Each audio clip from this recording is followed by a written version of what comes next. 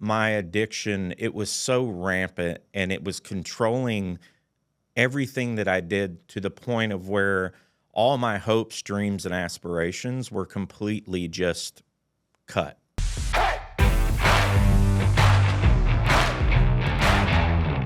Hey, hello, and welcome to a new episode of Breaking Down Addiction, a podcast brought to you by National Addiction Specialists. I will be your lovely and gracious host today, Johnny Phillip, and I'm joined with the very special and one of my buddies, Michael Rositano. Thank you so much. Yeah, thanks for having me. Rositano? Rositano. Rositano. Yeah. Thank you. You got it. So. That won't be the only mistake today. Right, it's all good. Thank you for joining us today.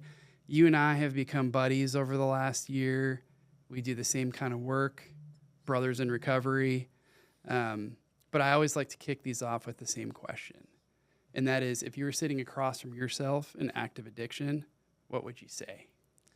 Man, it's kind of a loaded question. I feel like there's so many things that I would say to myself in active addiction, but to me, I mean, honestly, from where I was at the time, I would just say, man, just give it up, dude.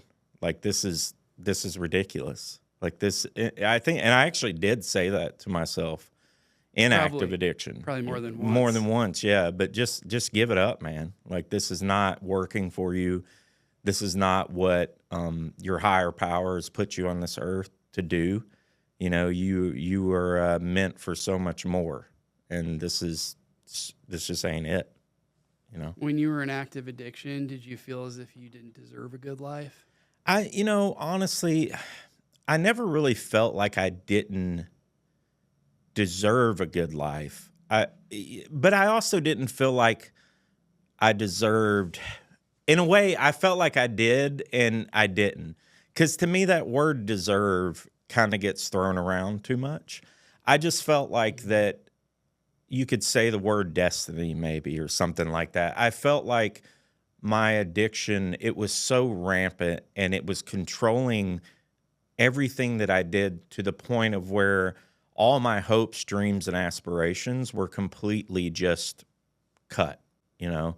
And I felt like I knew there was some type of greatness ahead of me, but it was just, I couldn't get there because of my addiction. Now, do I deserve a good life? Do I not? I don't know. You know, there's a lot of people out there who are going through things that are out of their own circumstance. They can't help that. You know, people in third world countries and this and that. So it's like, I don't know, man. I felt like that I was supposed to definitely live a different life, a better life.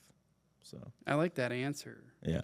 And yes, deserve or deserving is a word that's thrown around a lot lately. So like, thank you so much for going where you went with that.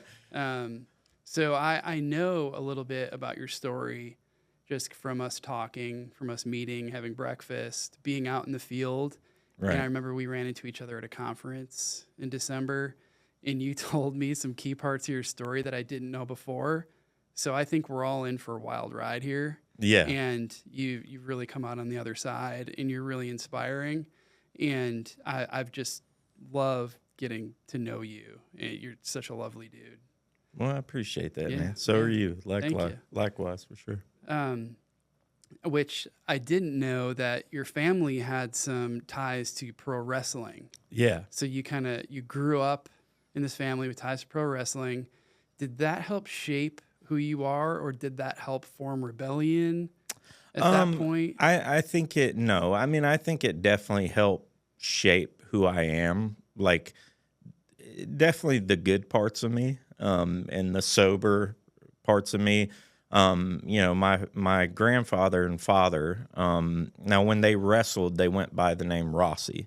So most of my friends actually call me Rossi. Most of the people that know me, call me Rossi. And in a way, it's kind of an homage to my father and grandfather. But my grandfather, Lynn Rossi, and, for the listeners out there, they could Google him. He's got his own Wikipedia page.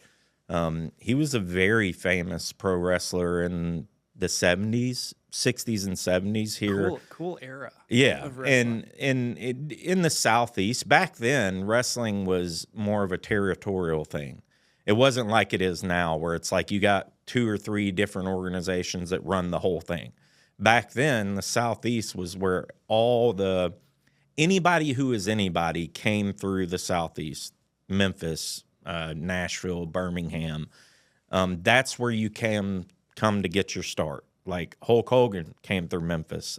So people are cutting their teeth right in these markets. Right. And that's where they made the most money. That was the most popular market. Now, you had different territories, but, Vince McMahon kind of ended those territory days. But my grandfather, he was a household name. He was on TV every week. And he owned a health food store right here in Brentwood for 40 years. Sold vitamins and herbs, and I grew up in that. Wow. So he was he, in all intents and purposes, he a healthy guy? Oh yeah, yeah. I mean, he lived till he was like 93, and he was healthy up until the end physically, but he ended up getting dementia, and come to find out he had cancer, and it kind of derailed quickly when he got sick. But my dad was a pro wrestler too. He wasn't as quote unquote famous as my grandfather, because he didn't like the business and where it was going. It changed a lot, especially in the 80s. It changed a lot. And my dad always felt like he had a greater purpose than, not that that's not a great, profession or whatever, but he just felt himself that he had a greater purpose. He ended up becoming an alderman in the town of Nolensville when they first became a city. He had aspirations to be a mayor, and he unfortunately he got cancer and died when I was 20. And that's kind of part of my story. That's kind of when addiction took over after that. So, did you ever feel as if your grandfather, pro wrestler, your father? Did you feel like you or anybody else in your family was next to hold that torch, or was there never any pressure? It's kind of funny. There was never any pressure, which that's what I loved about my dad and grandfather. Like, they almost didn't want us to get into the business because they knew how shady the business was and how shady it had become and how tough it is. I mean, it's like becoming a pro wrestler and making money at it is almost like becoming a musician. I mean, it's like you got one in a million chance of becoming famous and known, and and you have to put in so much work and a lot of sacrifices. And wrestlers are on the road a lot, just like musicians. Oh yeah, all the time, and thousands of miles on, especially in the indie circuits. I mean, you're not getting flown all over the country. You're not riding in buses. You're driving your own car, and you're having to put oil all over your body every day and do all this crazy stuff that pro wrestling entails. Like, to me, that wasn't appealing to me or my brother. But what's funny about it is my sister got into it some. That's wild. And she did a few matches and promoted a few shows, and people know the Rossi name in the wrestling circuit. But it was they never pressured us, which I loved. They never if there's 2 men in this world that I could say to me that are the best men I've ever known, it's my grandfather and dad, hands down. So it sucks that. That's wonderful, by the way. It is. Yeah, it just sucks that my dad had to leave this earth so quickly, but that's just what happened. How old was he? He was 50. Oh God! And I was 20. I was around 20. That's really young. Yeah. I mean, I'll be 47 in a few months, and I couldn't think of in 3 years it being the end for me. So I'm sorry that you had to deal with that. Yeah. Which brings me my next point, which your father passed away. I imagine this kind of started off some usage, or maybe helped project it into a new dimension. And especially you found some Percocet. Right. And this tell us about all that. Yeah, and this is kind of where it starts, right? Like in high school, I used in high school. I wouldn't call it the word used. I mean, I got high and drank and partied, but it was never like, I did smoke a lot of pot, but it was never like I could take it or leave it. You know what I mean? It wasn't to the point where it was like this raging addiction where it controlled my whole life. And, you know, but yeah, when my dad passed, I remember we were cleaning out some of his stuff in the house. And somehow I had got tasked with cleaning out the medicine cabinet. Or maybe I was just there and I just started cleaning it out. And you and that medicine cabinet were together at last. Oh, right. Yeah. It was like destiny or something. Yeah. But I opened the cabinet and there's 2 big giant bottles, Percocet 10s, and there's 200 in each bottle. And my dad was like 300 pounds. He used to bench like 600 when he was in his prime. And he had like inch long hair. I always call him like the missing link. I mean, he was like a big, like, you wouldn't want to mess with this guy at any point, even when he was older. But he was the nicest guy. But he never took any pain pills while he had cancer. I mean, we're talking stage 4 cancer where the guy's getting chemo every day and like in real pain, like justifiably should be taking Percocets, let alone like Oxy 80s or something. And but I get him out of the cabinet. And, you know, I'd heard of pain pills before. And I think I'd taken some pain pills like when I got a tooth pulled and things like that.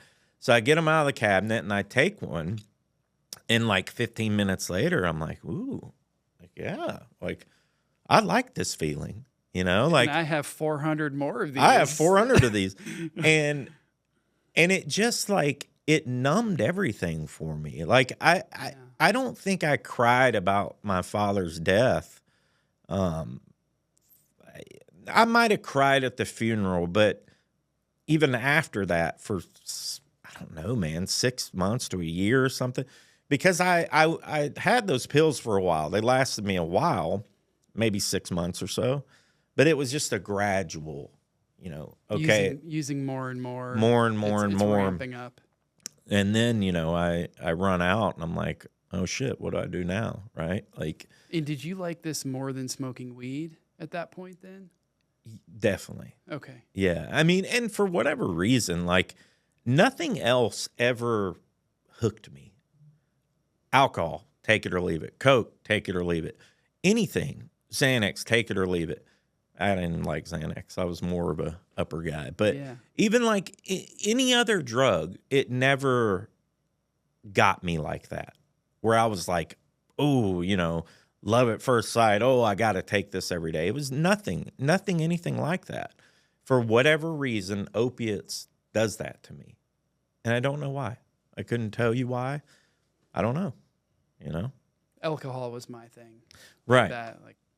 I'm everything I could take or leave. If you gave me a bottle of vodka, it was go time. Right. Before I get into my next question, so you're taking Percocets at this point. What do you do after you run out of those? Because I think that's probably important here. Right. Yeah. And you know, I'm trying to recall back to that time. And I think I made it a little while without like taking anything. I remember kind of going through a period of the withdrawals, and because I had never felt them before. And I was just like, like this is weird, right? Mm-hmm. And I kind of I didn't take them for a while, and then somehow I came back up on them again, where I started taking them. So there was actually a span of like a few years where I didn't use much of anything other than your typical smoking or something like that. But then I got into this sound audio engineering school called SAE in Nashville. It's one of the more prominent. It's a really good school for that. Right. Yeah. One of the more prominent audio engineering schools in the country, I would say. That and kind of like Full Sail, that type of school. Yeah. And I did that, and I did pretty well there. Graduated, I got my technical certificate. And so I'm probably about 24, 25 at this point.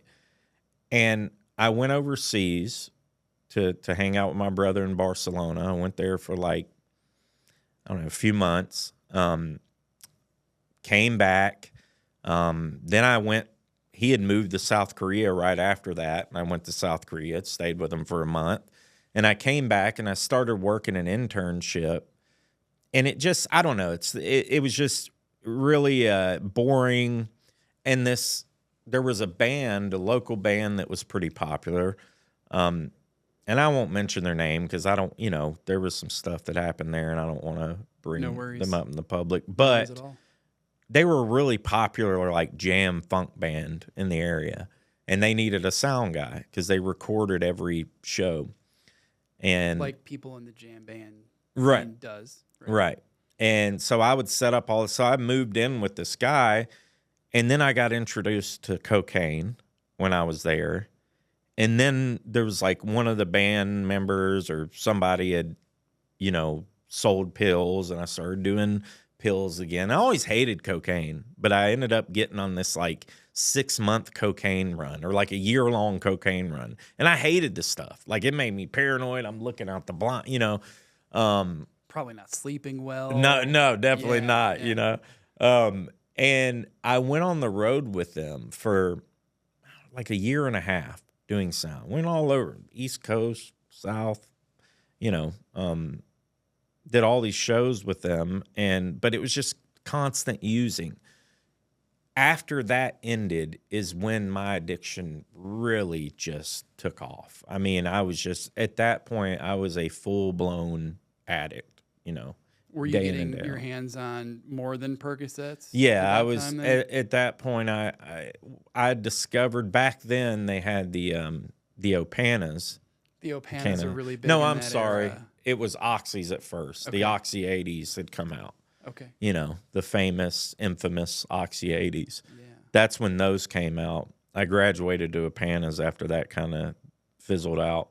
But the Oxy 80s, I started doing those. And, you hear all the stories about Oxy 80s, right? Mm-hmm. Like, they've come out with documentaries. They've come out with shows, actual TV shows about who is the famous family that, was it the Sacklers? The Sacklers, yeah. And then they end up pretty much deeming them like, they were terrible. And they, made a new formula for them where you couldn't snort them anymore and all that stuff. But that's really what got me hooked to the extreme, So you're doing the 80s and then you go to Opana's. Yeah. And at some point here, your addiction gets really, really bad. Right. You have multiple treatment stays. Yeah. Right? Yeah. And then you stay for 6 months at Place of Hope. Correct. Yeah. So you get 6 months clean at this point?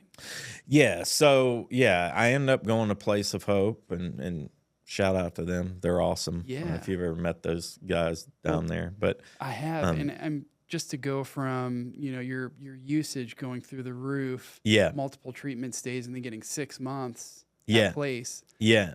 That's incredible. it was huge. And I would say this was like 2000. I think it was 2010 that I hit my first treatment. And stayed with them. Totally free, right? They're a free, grant-funded free place.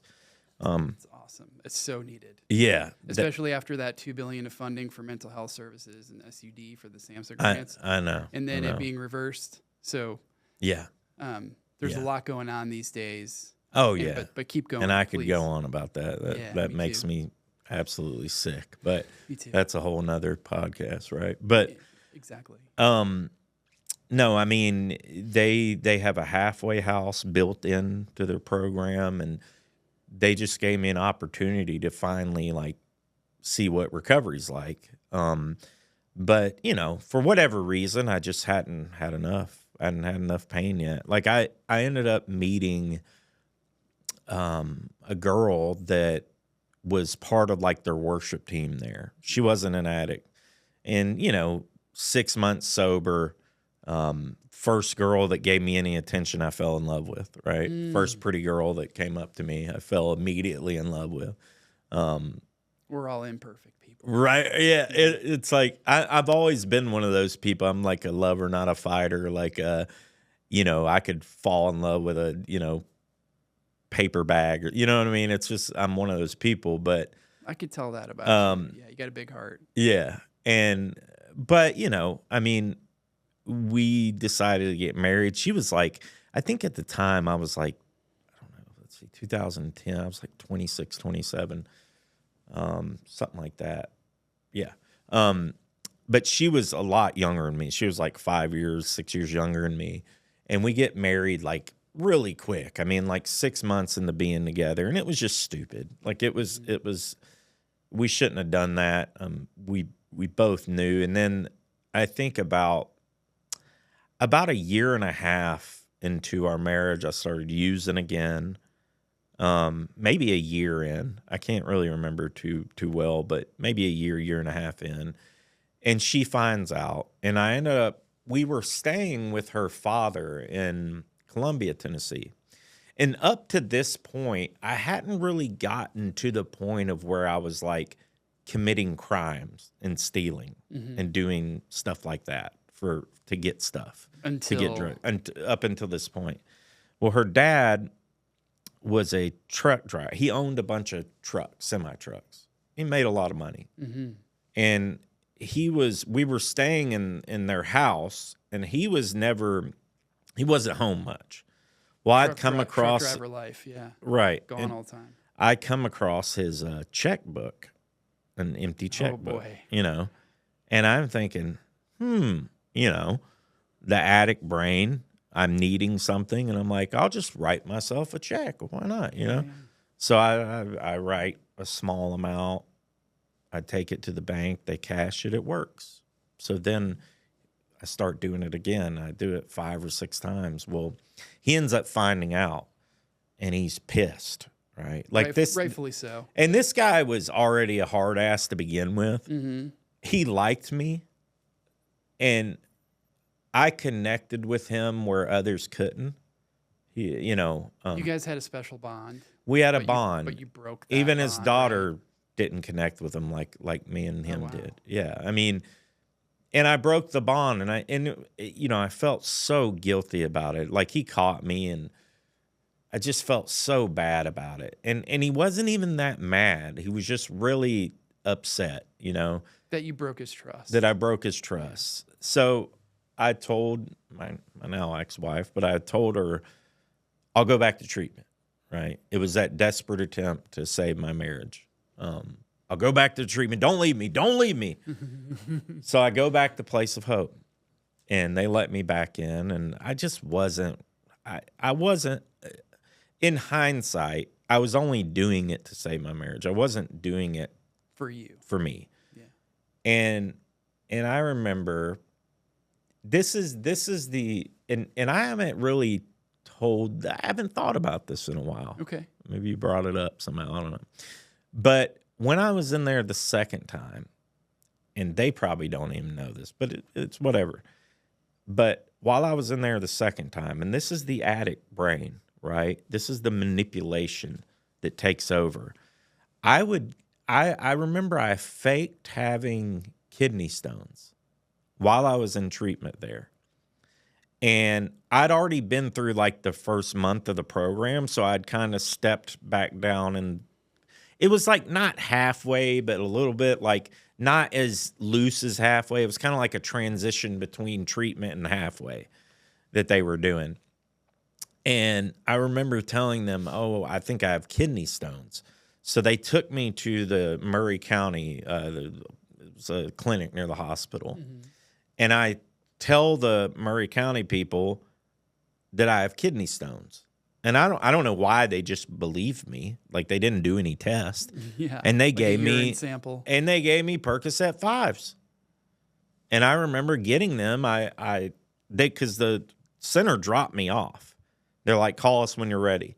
So I walk over to Walgreens, get the prescription. I'll take them back in the center with me. Here I am getting high in the center, you know, and I left. I ended up leaving. And they never even knew. I don't think I've told them to this day, that, wow. You know, and it's fine if they know now. And actually, I work with them. Like they're one of my biggest partners, and I love those people over there. I mean, they're like a family to me. even now, Brother Mike and all those people there. I'm sure people in their sick addict brain Yeah, have yeah. pulled things before. Of course, right? yeah, and they wouldn't hold any of that against me. I know they wouldn't, but it's just you think back on stuff like that, and I'm like fuck, man, like this is what crazy behavior, And so I get out, but back up a little. Before I get out, my ex-wife, I remember she had to take me to the dentist or something. And I remember her taking me, I was in that little transition period, so they let her come get me. And I was so excited to see her because I hadn't seen her in like a couple months. So we go to the dentist, and on the way back, she's not talking at all. And I just had this feeling in my gut that something was wrong. And I said, it's over, isn't it? And she's like, yeah. And talking about our marriage, our relationship. Yeah, you knew it. I knew it. I knew it. And I was like, all right. Like, because she wanted to go back to college and all this stuff. Or she'd never been to college. She wanted to go to college. She was younger. And I was just like, go do your thing, right? Like, and I was sad, and I was heartbroken, but, I wasn't going to hold anybody back. And I was well aware of what I was doing. I was actively using at the time. Does she know now that you're on the other side? Oh, yeah, yeah. We don't talk or anything, but we're friends on Facebook. She knows. She knows sure that from I'm afar, doing it. she's like, fuck yeah, Mike. I'm sure, yeah. And she's an awesome person. Like, that's nothing against her or anything, But yeah, she knows. But yeah, it's just the damages of addiction, the path, the war path that we lead, during addiction. And this path that you're on, fentanyl gets introduced at some point. Right. Yeah. So, fast forward. And I just want to say this leads to criminal charges. Yes. Possible 8 years. Yeah. Yeah. Anything else you want to add to that? Yeah, leads to, and how you got into fentanyl and what that looked like. Right. Back then. So, fast forward a few years, I don't know, 4 or 5 years, and I would have moments of like a few months clean, then I'd get back in, But I got sober again. Where did I get sober again at? I'm trying to think. Oh yeah. Yeah. So I start using, this was right before fentanyl, but this is an important part of the story. So I ended up getting in trouble for, this is when I got into the Opana phase. And they had these Opanas out at the time. They called them moons. And they had a half moon on them. They don't sell them anymore because they were just, basically, it was just dope is what it was. Like but they had a half moon on them. You could crush them up and snort them. They were terrible. Like they should have never been released into the world. Same thing as Oxy 80, They were like the new Oxy 80. Okay. So I start doing those, and I have this insatiable habit. We're like a $200-300 a day habit, right? And I was laying hefty. Right. I was laying hardwood floors because I did that for like 10 years. And I'm spending every penny I own on that and some, So I'm having to find other ways to be able to get these pills, right? So I'm working on these houses all over Brentwood, all over this area, some $1 million houses, stuff like that, doing hardwood. And a lot of times I would do sand and finish hardwood.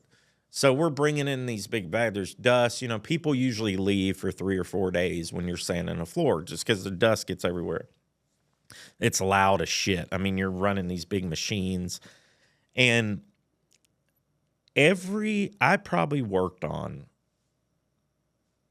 50 to 100 houses at this time.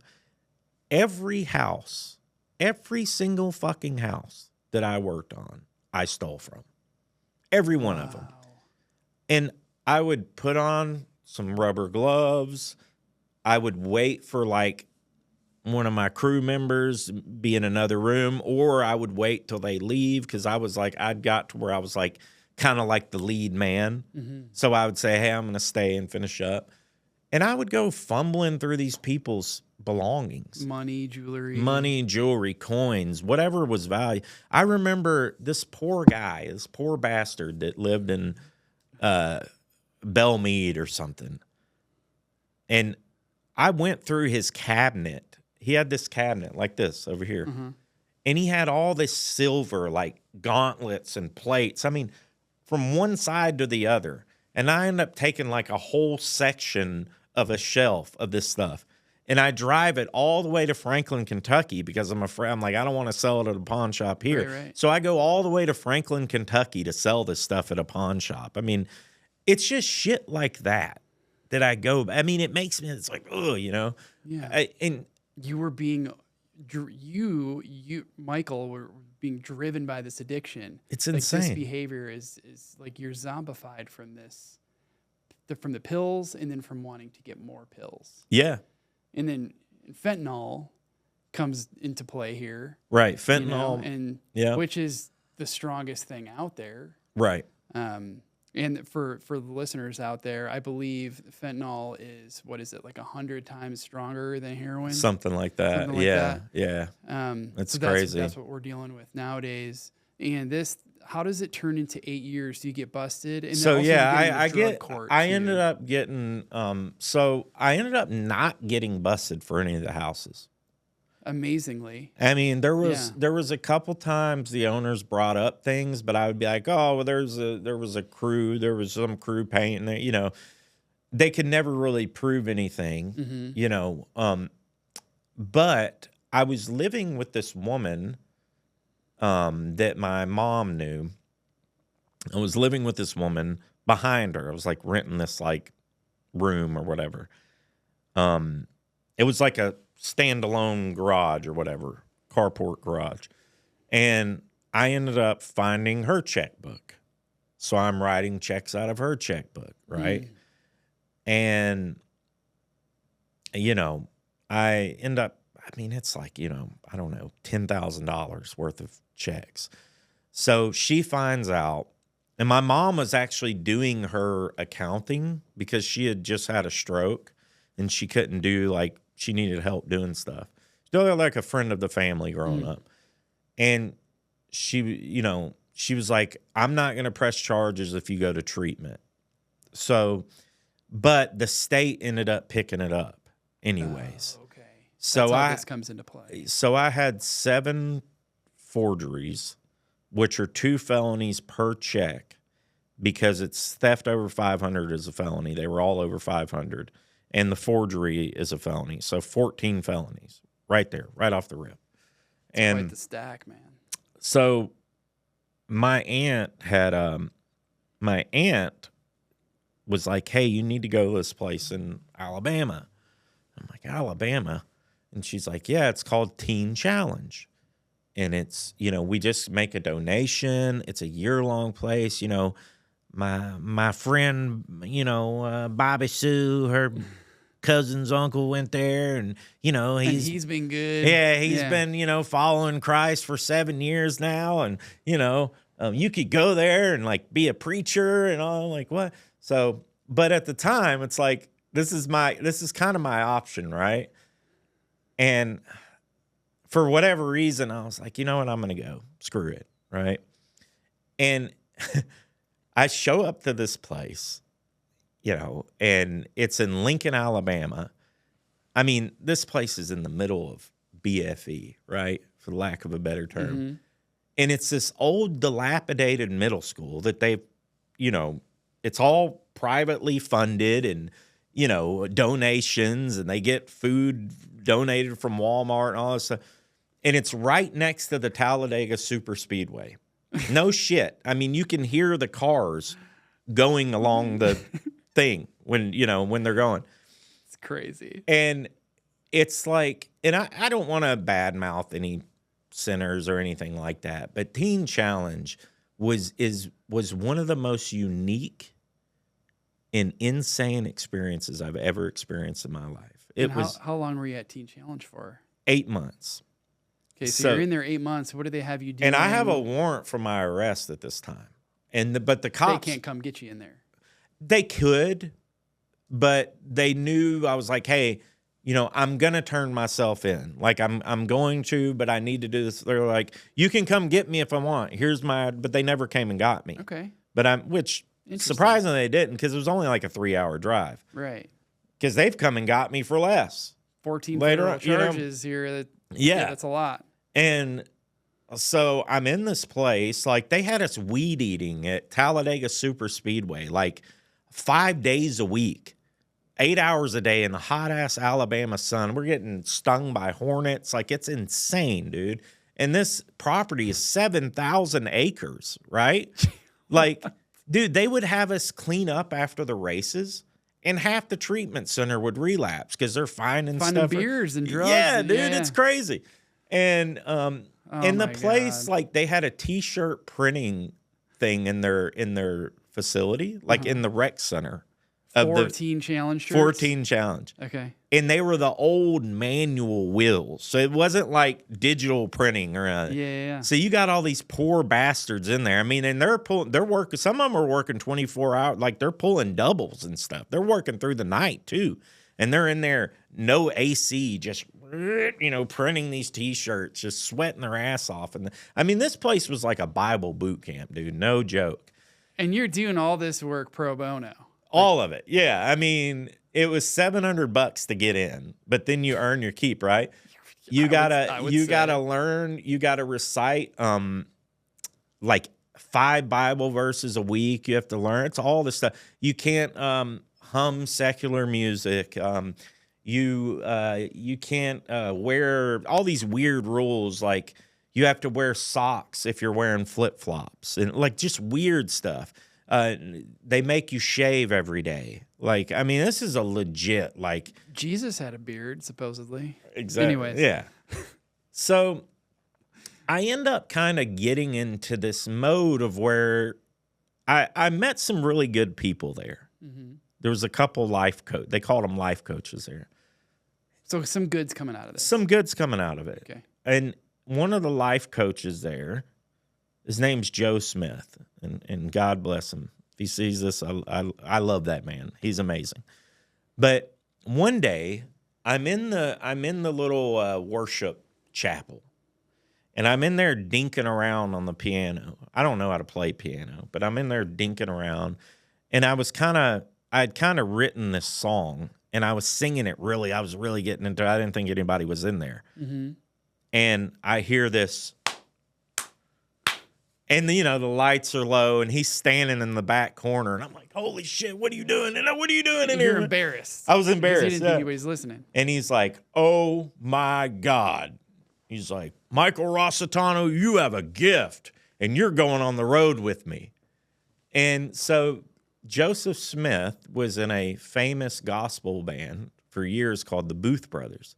They traveled all over the world. I mean, they were huge. Okay. Never heard of them. They were on one of the circuits. What was the famous gospel singer? You would probably know if I said this other guy's name, but they were huge. He played in Carnegie Hall, all over the world. And he had come to Teen Challenge like 7 years prior in shackled. He had got addicted, got kicked out of the band, and he ended up coming there, made a life for himself, ended up becoming a life coach, working there.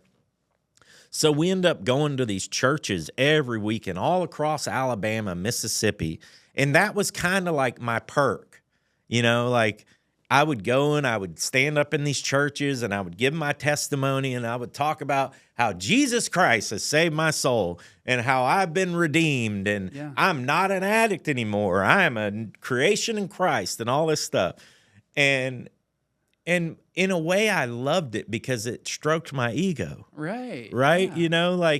And also I am a musician. So I got that kind of, it's like the other people come up to you, "Oh man, you sound so good. I love that song," and blah, blah. It's just like. So you're getting to play as well as. I'm getting to play and play my own songs and play it. So it was kind of like a perk of being there. And I ended up really liking it there because of that. And that's a great perk. It is worth the $700 right there. Right. Yeah. And I meet some great people. Chris Emery, one of my friends to this day, and great people there. And I mean, the program, is what it is. But I get it. And it's for some people. It's for, like every there's places for everybody out there, I'm sure right? they help a lot of people. Right. Yeah. And do you get into drug court after Teen Challenge? Right. So I had this case looming over me, but I already had something that I was already charged for prior, something smaller, like a misdemeanor, that I had to be in court for like 8 months after I had gotten a Teen Challenge. So that's what I told the cops is I will be in court this date. So if you guys want to come get me, you can before that, or I'll be in court right there for you on a silver platter. So Joe, my life coach, drives me up to Alabama, and he's telling me the whole way, God's got you, brother. We're going to walk out of that courtroom, and, they're going to let you come back here, and, everything's... You're exonerated. Yeah, and I'm like, Joe, you don't understand, man. I love you, brother, but you don't understand. Like, I have a 14 felony warrant out for me. This is just for something else. I had not even turned myself in for the warrant yet. Yeah. Like, they are not letting me out of that courtroom. Soon as I get in the courtroom, I sat down. 2 sheriffs come up. Are you Michael Rositano yet? Please come with us. I mean, it's like, I didn't even get my name called on the docket yet, And Joe's like, I told you, dude. So, oh my shit. This is part like where it starts getting this is when the shit starts getting crazy, really crazy. So, I go to jail in where was that court at? Williamson County. Was it Williamson County? No, Murray County is where I first started. Murray County. I'm in Murray County. And that jail is awful. God, I've hoped they've improved that jail. But that jail was an absolute shithole. And I go in there. I'm in there for like a week. And I bond out. And I knew I had the charge. I had the charge in Williamson. I had that pending. That was the felony. I had that pending.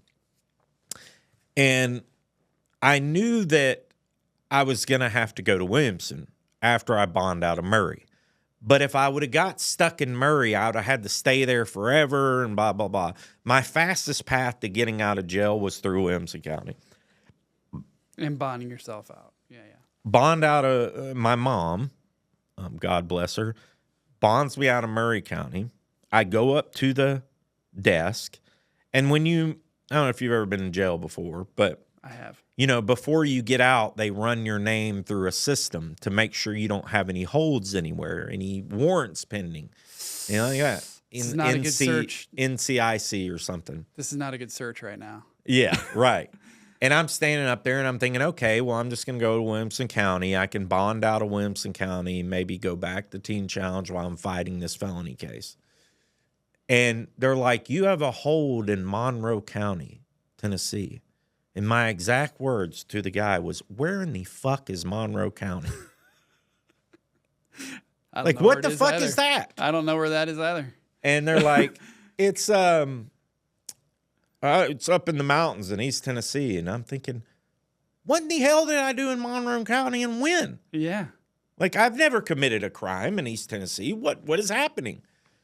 So like, well, if they don't come get you within 72 hours, and it was like a petty theft. I mean, it was like a theft under $50 or something. And I'm trying to rack my brain. Like, what happened in this town in East Tennessee, up in the mountains? I'm racking my brain. Like, what happened? So I go back to my cell, and I remember there was this guy that I was at Place of Hope with one time. We had become buddies. He was a drummer. And I went and saw him one time. And we were both using again at the time. we both didn't tell each other we were using. It was one of those things where we acted like we were still both clean, but we were both still using. And I went and saw his band play. Well, one time we went to a pawn shop, and he had got me to pawn something for him because he didn't have his ID. It was a ring. And I remember thinking at the time, oh my God, like this doesn't seem right. Like, but he was just saying, I believed him, right? So I went in there, used my ID. Well, come to find out, it was like his ex's ring, and he had stole it. So that's what it was. And the one time that I actually didn't steal something, you know, this is a long string of bad luck here. Oh, dude. And also bad decisions. So I'm thinking, okay, this place is like 4.5 hours away. They're not going to come get me on some petty theft. You know, I'll wait 72 hours here and then they'll transfer me to Williams County. Nope. These cops drive their happy asses all the way from 4.5 hours away from Monroe County and come pick me up. For this small charge.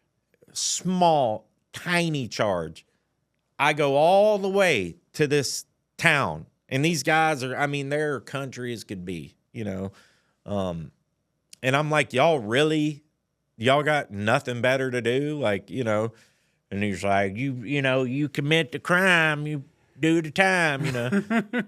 I mean, it's like some Andy Griffith type stuff, you know. And they take me up there, and I'm telling you, man, and I'm not shitting you. This jail, I thought Murray was bad. This jail was underground. The jail was underneath in the ground.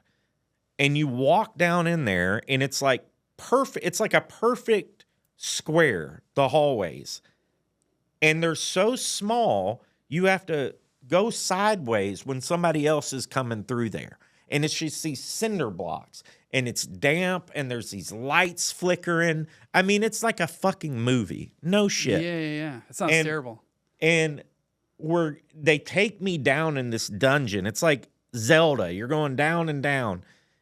And they open the door to this pod. And there's a long fluorescent light that's like, you know, half of it's burnt out. It's flickering. There's this air conditioned duct that's half the size of this room, blowing like hurricane force blizzard winds out of it. And there's all these guys walking around like zombies in their sheets all wrapped around their head, walking around like this. And there's a top level and a bottom level. And the bottom level, they had bunks. And the bottom level, the top bunk, you couldn't even lift all the way up, and you'd hit your head on. I mean, it was the most insane shit I'd ever seen in my life. I mean, I thought I was in a bad dream. Yeah. And they're using dope in there. They're passing needles through the door. It was insane. And my mother, and God bless her, I love my mom. She's still around. She's amazing. She comes and bonds me out of Monroe County so I can finally get to Williamson County. What a gal. And I'm on this jail train, right? I end up Williamson County. They let me bond out after 4 months under the condition that I go back to Teen Challenge and I finish. So I'll speed this up a little bit. So I go back to Teen Challenge, and I'm like, this is like 4.5 months later. So a lot of the people I was in with are gone. Mm-hmm. I mean, same counselors and stuff. So I go back and I finish my 4 months. I finish the year. And I got out, and I go back. I'm home, and I took a drug court deal. And you're on drug court, and I know this part of the story. It involves some cough syrup. Cough syrup, yeah. So I'm on drug court, and I have to report to drug court within like a week. And there was this girl that I was with, and I won't say her name, but there was this girl that I was with who I'd loved. You know, it was like, you know, you got that one in your life that kind of your first true love that, you know, just that one person that's like, well, that was her, you know, and I'd got her back through all this shit. I'd got her back. And she had a son that I was kind of, in a way, like a father to for a couple years. small young child, and we were talking about possibly getting married and this and that. Well, I'm at my grandparents' house. I'm living there, and I'd got sick, and I took some cough syrup. Well, that your grandmother gave. My grandmother gave to me, and I didn't know what it was. I just thought it was like cough syrup. I knew the possibility of it being prescription, but I didn't think it would have anything in it. Like, I just didn't, it doesn't compute in my mind. Yeah. So I go to court, they drug test me. No, I go to the drug court office. They drug test me, and it pops for codeine. So it was a codeine cough syrup. And I'm telling the lady, and I work with this recovery court now. They're good friends of mine nowadays, Yeah. I spoke at their annual luncheon a few weeks ago in front of like 200 people, And I'm telling them, of course, they're, in their mind, and they have every right to believe this way. Like, this guy's full of shit, Right. So I go up in front of the judge, and he's like, they put me in jail. Like, they put me in jail, right? They sanctioned me. And I'm in jail for a few days, and it's like a Tuesday, and I go up in front of the judge, and I read this like 3-page dissertation, basically pleading for my freedom. And your grandmother actually tries to tell them as well. Like, I didn't know there was codeine in it, and yeah, she comes to court. Yeah. So I'm thinking, okay, worst that's gonna happen, 30-day rehab, that type of thing. At the worst. But I'm thinking they're just going to let me out. Like, it's a misunderstanding. No. They the judge says, son, basically you went to Teen Challenge. We didn't tell you to go to Teen Challenge. You went on your own. And, we like to do things the 12-step way around here. Basically, is what he said to me. And we feel like you need to go to a 12-step based treatment center. Okay. I'm thinking in my head, 30 days. No problem. Easy peasy. And he's like, we want you to go to Morgan County Recovery Court in East Tennessee. And I'm like, what the fuck?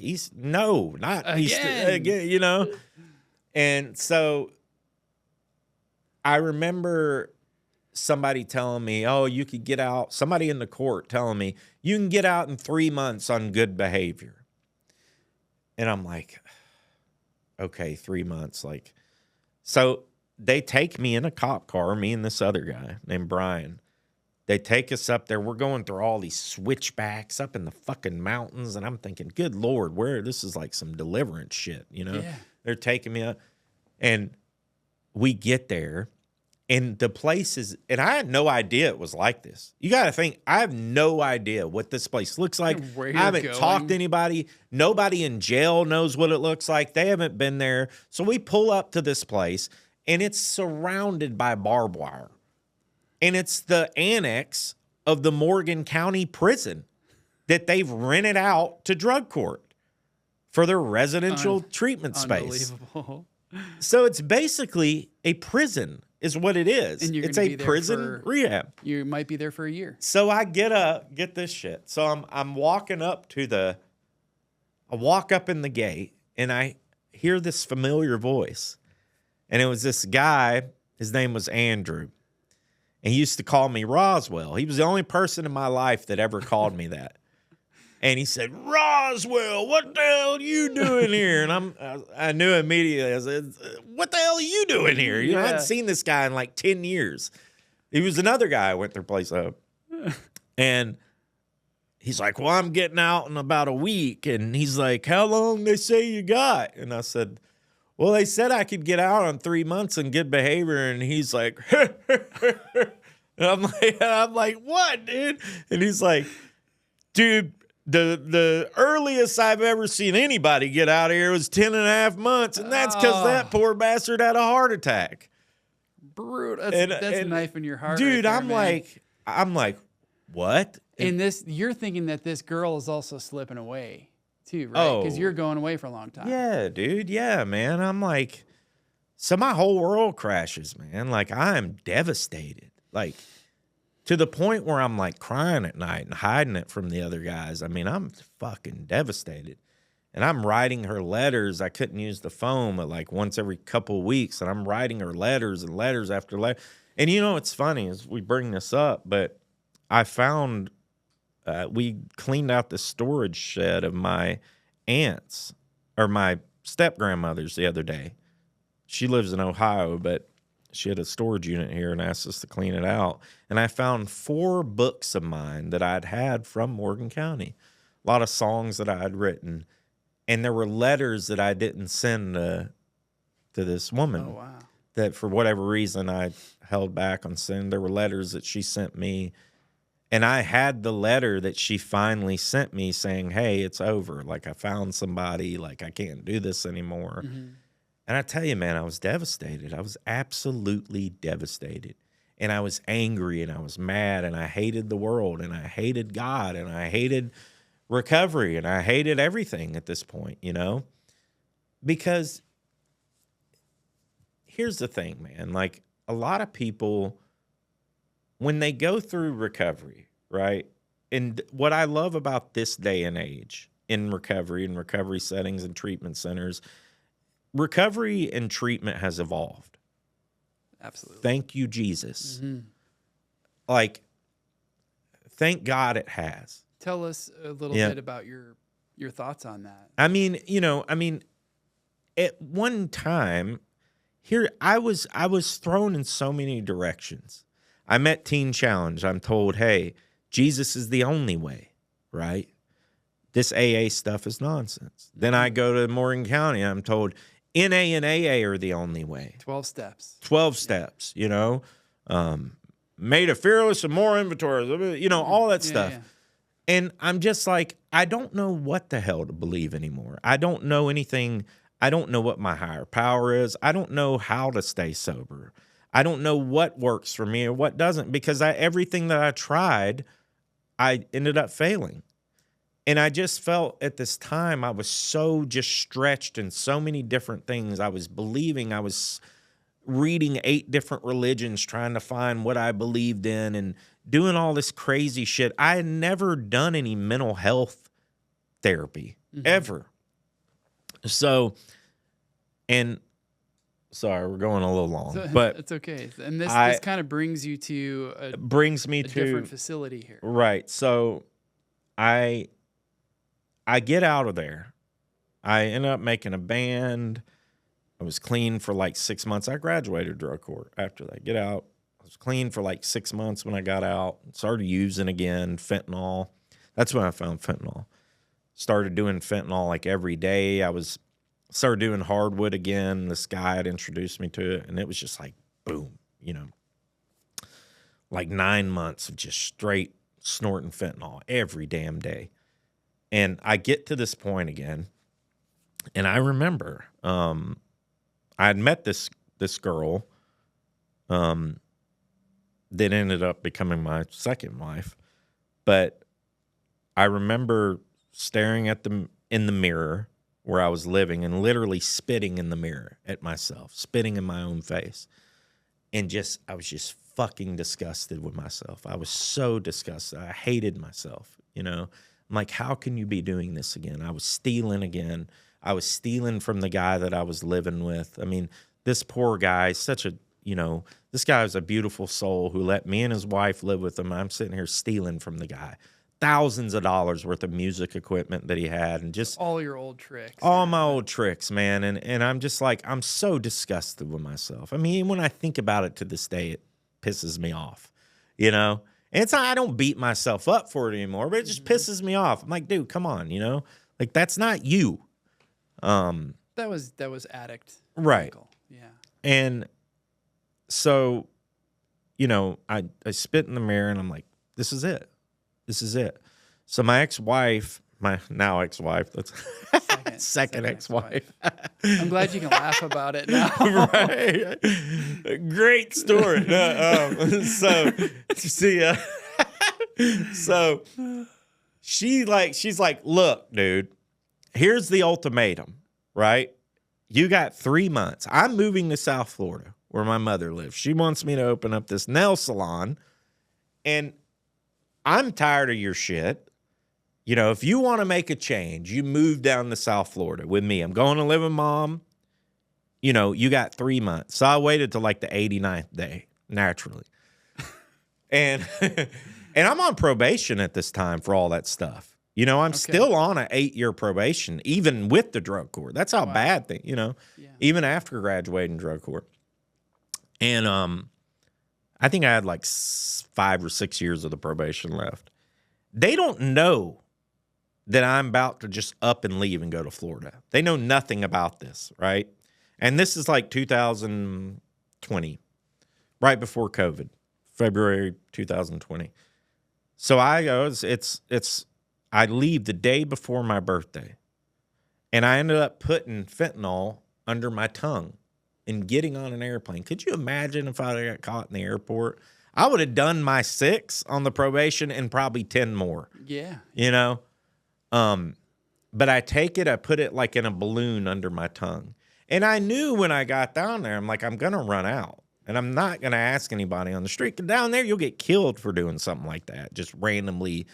I mean, Fort Lauderdale, it's a tough town when it comes to that. Yeah.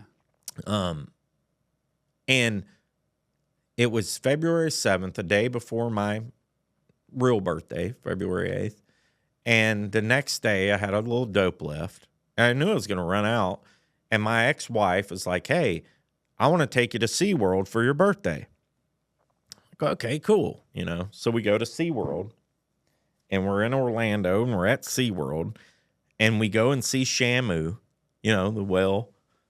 And have you ever been to SeaWorld? I haven't. No. Yeah. Okay. So like the Shamu is like this auditorium seating, and you know the famous whale, and he's launching people up in the air and all that. Like there's dolphins knocking soccer balls up into the air and jumping through. I'm guessing you're gonna go do dope in the bathroom. Yeah. Okay. So I'm sitting up in these stands. I tell her, I say I need to go use the bathroom. So I go in this public bathroom, and it's nasty. This bathroom's nasty. You know, there's kids all. You know, and I go into the stall, and there's the toilet paper roll. You know, they got the plastic, the brown plastic.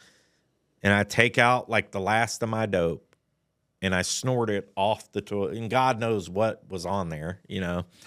Yeah. And I snort it off of there, and I have this moment of clarity right there in the stall. You know, just nasty as could be. And I just have this moment of clarity where I'm like, dude, this is fucked.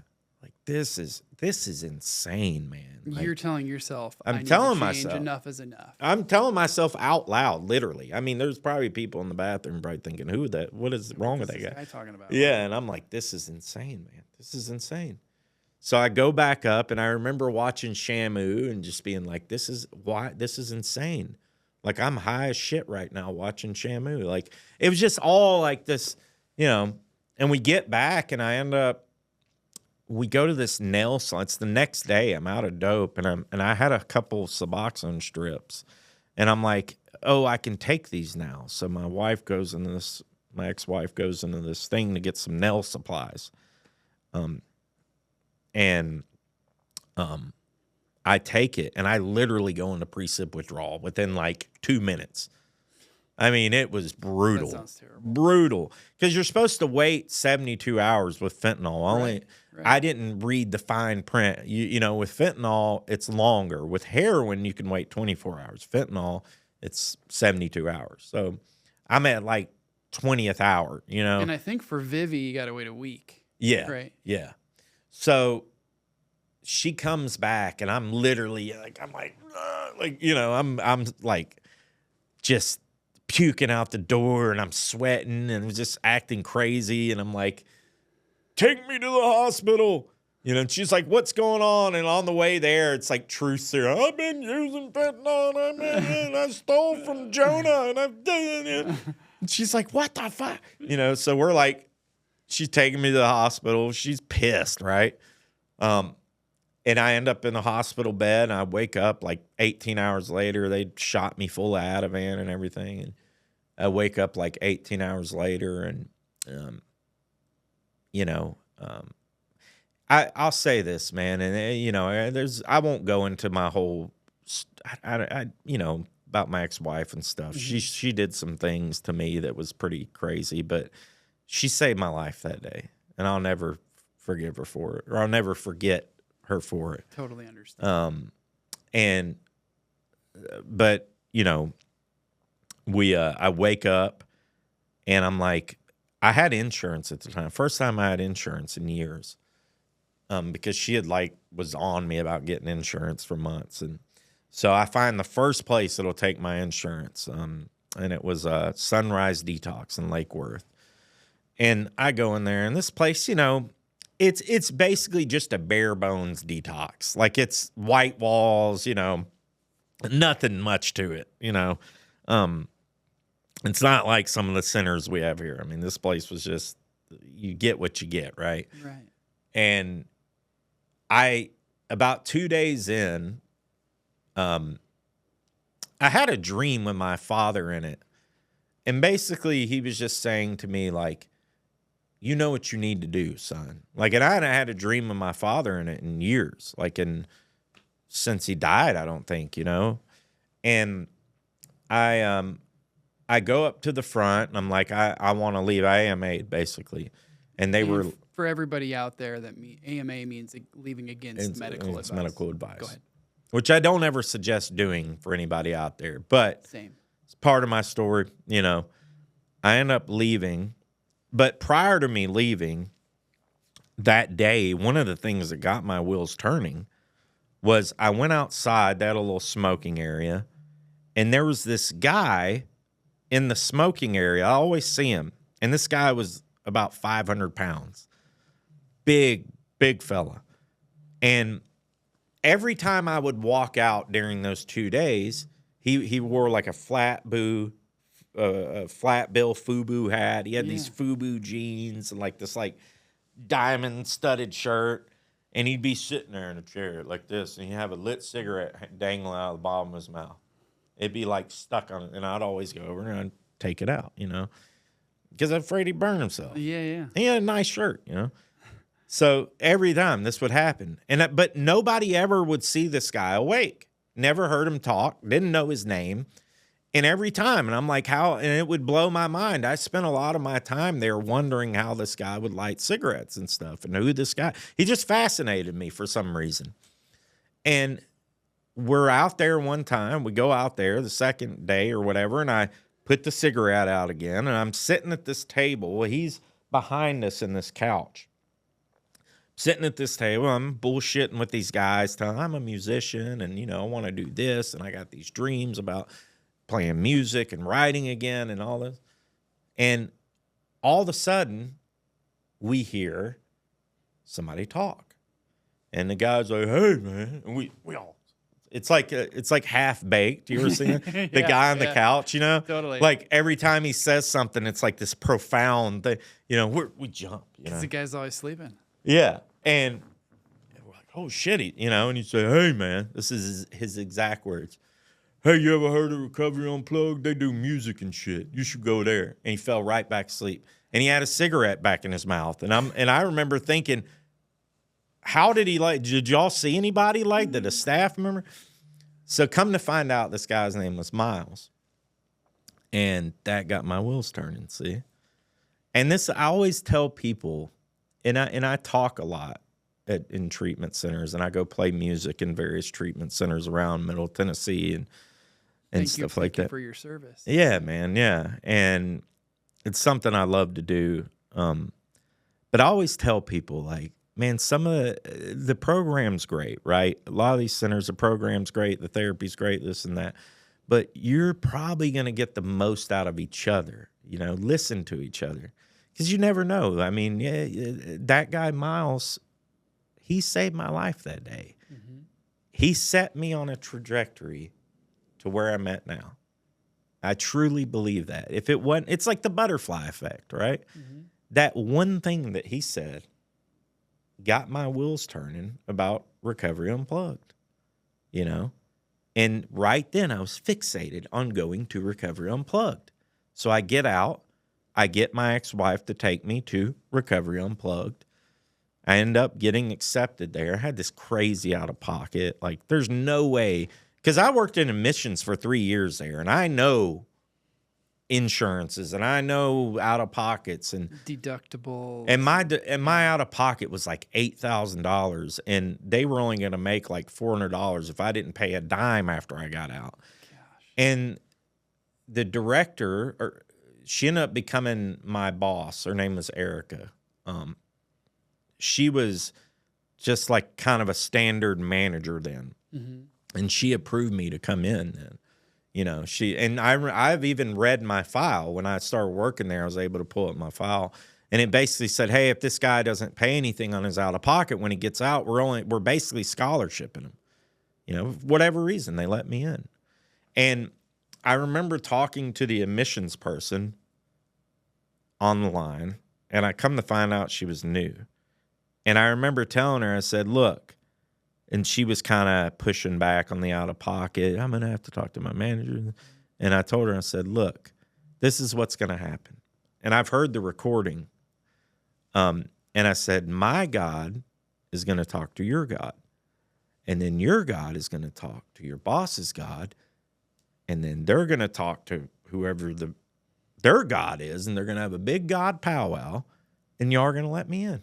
And that was my exact words. And they end up letting me in. But man, no, I mean, I went there for 12 days. That's it. But when I got out, dude, I didn't look back, man. Like I was so freaking motivated. COVID hit 2 weeks after I got out. I mean, literally the initial shutdown, where everything was really shut down. Remember that? Oh, it was terrible. I mean, people were... I mean, it was terrible. And then when do you start working admissions then? So about a year and a half later, I ended up staying down in Florida. I was still on probation. And they ended up finding out I was down there, but they were cool with it because everything went virtual because of COVID. Right. And the officer just kind of was like, okay, you know, like you're sober, you know. But... yeah, I mean, I worked at this marble place called Sinai Marble. It's in Pompano Beach. They're awesome people. And I sold marble for like a year and a half for pool decks. Here I am, new in recovery, like going all over South Florida, you know, all these rich people selling them marble pavers and stuff. I just busted my ass, man. I ended up making a lot of money doing that. It's awesome. And started my life over there. And then a friend of mine, Luke, said, hey, we got a position open here. He was a case manager. Opportunity at RU. RU, yeah. And I was like, man, I've always wanted to work in treatment, always. But I never could stay sober long enough, right? So a year and a half at this point. Right. The longest I really ever had sober, like without institutions keeping me sober. But... so I started working there, and I got into admissions. I loved it, man. I loved it, you know. I worked in the office about 6 months into me working admissions. I'm sitting on my couch in Pompano. We have an apartment. I've already gained back all these things in life. I'm 2.5 years sober at this point. Well, I had 2 years sober. And I get a knock on the door. Doom, doom, doom, doom. And I look through the peephole, and it's 2 sheriffs, cops. And I'm like, oh, shit. They must be here for the neighbor because the neighbor just got his door kicked in. You know, it's kind of a bad neighborhood. And they were like, are you Michael Rositano? And I said, who's asking? And the Broward County Sheriff's Office. We got a warrant for your arrest. And I'm like, what are you talking about? So I opened the door. They're like, do you have your ID? And I'm like, so I closed the door. I'm like, no, but let me get it. So I closed the door on them. And I'm thinking at that moment, I knew what it was. It was all that music equipment I stole in Brentwood, that guy's house that I lived with, came back to catch up with me. I knew eventually it was. I knew, and I knew the bell was going to toll, right? And it sucked, man. And, you know, I even thought at the time, man, I could run out the back sliding glass door. If I make my way to Tennessee, my charge is in Tennessee. So I just turned myself in there, I bond out. But I didn't. opened the door and they took me to jail, and I ended up staying in Broward County Jail for 42 days. There I'm almost 2 years sober. Just started my job with RU, like, and Recovery Unplugged, man, they stood behind me 1,000,000%. I mean, they put my boss at the time put money on the phone like every day, Erica. Yeah, you know, I and remember you telling like me of Erica helping you. put money, yeah, man. Did they transfer you to Tennessee? Yeah, 42 days later, man. During that time when I was in jail, my ex-wife ended up stealing all this money from us and just trying to do all this crazy stuff, man. It was such a shame. It was such a shame. I didn't think she was capable of doing that. She wasn't an addict. She was, you know. People are sick from many different things. Man, it was, my whole world came crashing down. I'm sober, you know. Yeah. And so they transport me. They come and get me in an airplane. They take my hands and, you know, cuff, ankles cuffed. Yeah, I'm walking through the airport. Like Con Air. Dude, it's like, I'm like, what am I, a murderer? Like, this is crazy, man. But they had me for a grand larceny, grand theft charge, theft over 10, under 50. They fly me back to, you know, Tennessee, and I bond out 4 hours later because my charge was in Tennessee. So basically, I just ended up, and what's crazy is all I had was, I got arrested at home with nothing. All I had was shorts and a white T-shirt on because it was like in the morning. It was my day off and flip-flops, you know? I didn't have shit. So all my stuff is back in Tennessee in some storage unit somewhere because my ex-wife had just thrown all my shit in the storage unit. Like half of it broke. It was crazy. And nothing I did would ever warrant that type of behavior from her. That was so crazy about it. And, you know, and I bond out, and I'm walking down Broadway at like 7 a.m. with the clear gel bag. I'm looking crazy because I have this skin condition called seborrhea, and the gel water really messed it up and flared it up. So I'm looking my hair is all crazy, disheveled, look like I'm using again because just the way I, you know, look. Right. And, you know, I opened my bank account thinking I'll have like $18,000 in there, and I got like $200 because my ex-wife had wiped me out. Yeah. So I barely had enough money to get an Uber to my mom's. So I go to my mom's and I just started working again, and I end up getting therapy through Recovery Unplugged because I never dealt with mental health in my life. I mean, I was so much anxiety and just going through all that, man. And RU does you this huge solid of never firing you. Never firing me, man. No. Yeah. Just unbelievable. Unbelievable. And now you're in this clinical navigator role. Right. And you help run Tune-Up Tuesdays there. Right. Yeah. Recovery Unplugged has many different services. Right. But what does holistic care mean to you right now? Yeah, man. I mean, to me, it's what you guys do. Yeah. I mean, what I love about what we do, it's just a whole comprehensive approach. It's not one thing or the other, you know. Like, I think what worked for me at Recovery Unplugged was the mental health aspect. You know, I never realized how much guilt I carried from stuff that I did to my grandfather, you know, when I was using, stuff that I'd done to people. I mean, I carried that guilt so long. I mean, even 2-3 years after I got sober, I mean, I just thought, I was like, man, how do I get rid of this person? Like, I was just I was terrible, you know? And I really beat myself up a lot over things that I had done to people I loved. You know, that's what I said back in the beginning of this was I was never meant to be that way. You know, I wasn't raised that way. I wasn't, my fabric of my being, I was not meant to be this type of person, you know? And it's just crazy. I got promoted 8 months ago. I got the best job I've ever had in my life. I get to help people every day. I get to go speak at events, and people come ask me to do things for judicial things, and I work with all the drug courts in the area, and I, you know, get to make an impact. And, congratulations for this. Yeah. 180. Yeah, man. It's just been you've done a lot of work though. Yeah. This doesn't just come from you sitting on your ass not doing anything. Right. No service work, not working steps, right, all man. that thing. And you know, there's every couple of days, man, where I'll sit back and think like, this is my life now. Like, this is like I get to do this. It's a beautiful life. And you seem so happy. I am. Time will make a lot of these things that make you feel bad. Right. You'll feel a lot better. And also, you know, your recovery program, you being sober for even longer. Right. And just life ebbs and flows. And I think recovery, like I've been sober for 13 and a half years. My program has constantly changed, and I've tried new things, things that don't work, things that do work. Right. And then your life changes. Right. You know, like I'm married with a child now. Yeah. It's pretty wild that I think that that's my life at almost 47 years old. I never thought I deserved a great life. That's the way that I feel. Yeah, right. Yeah. I'm more blessed than I deserve to be. Yeah. And I do feel even everything that you've done, you are the exact amount of blessed. Because you're such a good dude and you've worked through all this stuff. Right. And you've served a lot of time. Right. In different programs and jail and everything. Yeah. One last thing that I do want to touch on is that National Addiction Specialist does have many different services. Right, yeah. And you've been with us in the past. I have. And how was your experience with NAS? You know, I have nothing but good things to say about NAS, and you know, they've helped me through times as well, tough times as well, you know.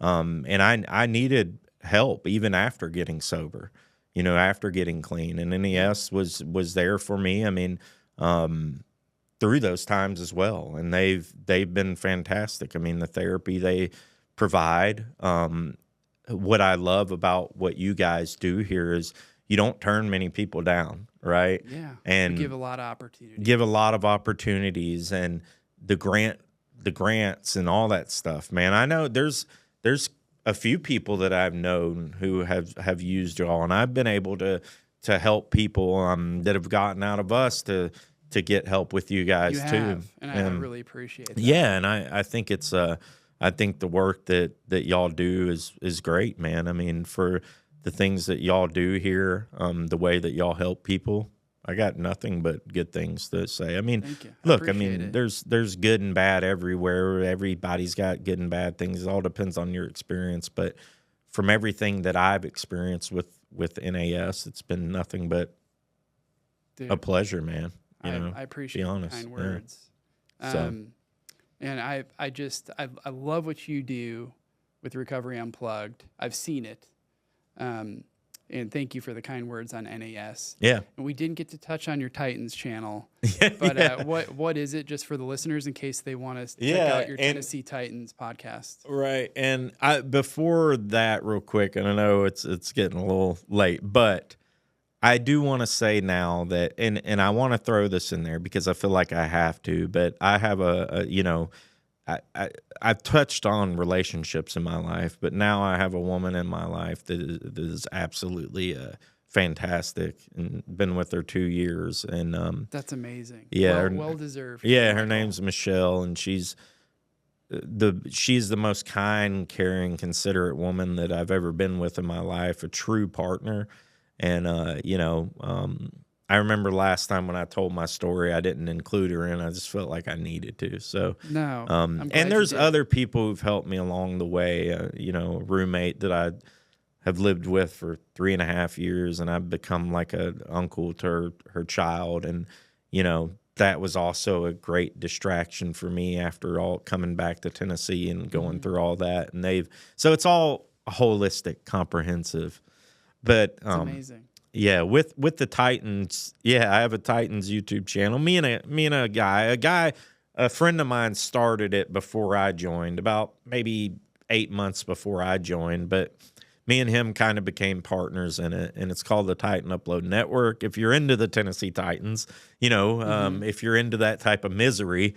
But you are Titan Rossi. Titans Rossi, I go by on X at Titans Rossi on X, and our YouTube channel is the Titan Upload Network, and we have the most subscribers for a fan-made Titans channel on YouTube. Amazing, congrats! Yeah, I'm sure it's a lot of work running a podcast. It is, so more than people that are listening. Oh, it is. How much work it is. If you want to make it good, it is. You know, it's if you want to make it quality, and you know, it is. But I love it, man, and it's all awesome. All these things are part of the recovery, right? Yeah, I agree. You know, so and please check out Michael's Tennessee Titan channel. Please check out Recovery Unplugged. If you like the podcast, please like and subscribe and listen to, or watch wherever you get your podcasts. And Michael, I can't appreciate you more for saying everything you said. It was a wild ride and also very funny at times. And I'm glad we can look back and laugh at it. And I hope this helps a lot of people listening to this, because anything's possible if you do the right thing and do the hard work. Right. And I appreciate you, and I love you, brother. Yeah, love you too, man. Thank you. Yeah.